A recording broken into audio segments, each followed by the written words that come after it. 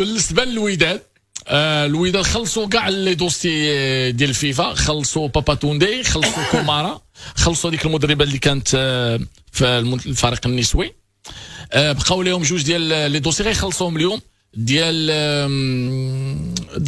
الكرتي وديال بن عاشور. اليوم ما راه هضروا معاهم غيخلصوا. الوغ اليوم الوداد يخلصوا كل شيء.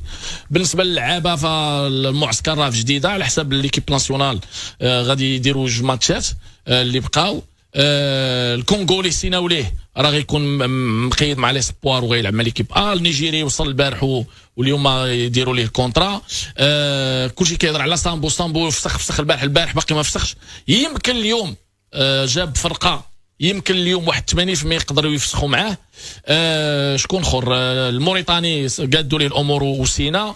الزمراوي كيف قلنا سينا مع الوداد عقد، وسينا تري بارتي اموره القانونيه واضحه، ما غيرش شي واحد لاجون كثر عليه الهضره وداك الشيء ومن بعد قال لك حق الوالده ما الوالده.